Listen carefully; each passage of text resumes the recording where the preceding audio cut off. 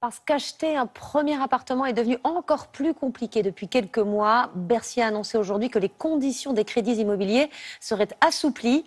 La durée maximum d'endettement va passer de 25 à 27 ans. Les emprunteurs pourront davantage s'endetter par rapport à leurs revenus. Explication Léa Demirjian et Lou Cricorian.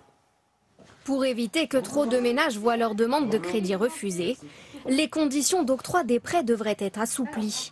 Sont particulièrement visés les primo-accédants. Pour l'instant, on a eu, comme vous l'avez dit, beaucoup de refus. Donc on était à 6 refus. Pour ce fonctionnaire, obtenir un crédit immobilier pour un premier achat, un parcours du combattant. Le problème qui s'est posé, c'était le fait qu'on n'ait pas d'apport, ce qui était un vrai point bloquant pour eux, malgré notre statut qui nous apporte quand même une vraie sécurité en termes financiers. Dans ses recommandations, l'organisme qui régule le crédit en France préconise de passer d'un taux d'endettement maximal de 33 à 35%. La durée de prêt passe celle de 25 à 27 ans maximum. Depuis plusieurs semaines, les secteurs de l'immobilier et de la construction réclamaient cet assouplissement des conditions de prêt. Selon eux, la solution pour éviter l'effondrement du nombre de permis de construire et de vente.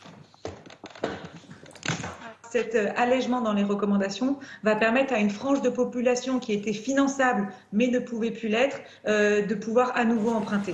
Mais les associations de consommateurs alertent. En pleine crise sanitaire, cette mesure pourrait être un cadeau empoisonné. En période de crise économique, ce n'est pas ce qu'il fallait faire. C'est pousser l'accédant à la propriété vers des difficultés qu'il ne maîtrise pas d'aujourd'hui, qu'il ne maîtrisera pas demain non plus. Le gouvernement annonce déjà qu'il surveillera avec attention l'octroi des crédits immobiliers par les banques.